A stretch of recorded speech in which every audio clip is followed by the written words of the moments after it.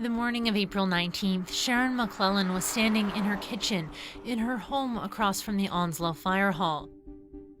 From where she stood, she says she saw a vehicle pull over. Two men emerged. She says one went to the ditch, the other behind a garbage bin at the edge of the hall's parking lot. And they put their guns up. They were long guns. I have no idea about guns, but they were long guns. And they started shooting. And I started freaking because I thought the shooter was there. I had no idea what was going on. The two men were Mounties, searching for the Portapique gunman. They were firing in the direction of an RCMP cruiser stationed outside, near where a third officer stood with a bystander. Shots struck the fire hall. I heard the shots. Somebody come running through the front door yelling, take cover, or get down, or shots fired, something to that effect. And then we took cover as best we could. The Fifth Estate reviewed video surveillance from the hall. It shows a man in a safety vest, similar to one the Portapique gunman wore, darting inside at 10:21 a.m. Seconds later, an RCMP officer stood with his hands up next to his cruiser. One of the officers who shot at him approached, and they spoke briefly.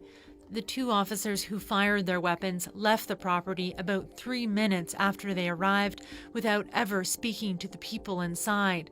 McClellan said she later counted 32 bullet holes in the building. Those are all near misses. There was people in there.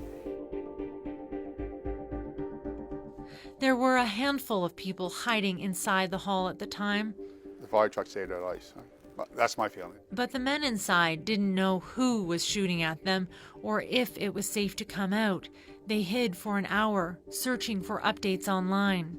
We knew that the shooter was in the area, so our assumption, based on the RCMP Twitter feed and our hall being shot at,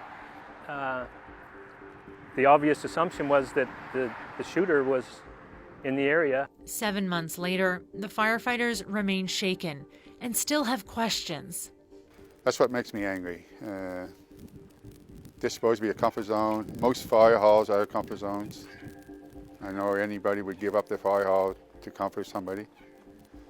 But for me to open it that day and the results after, I'm angry. Yeah.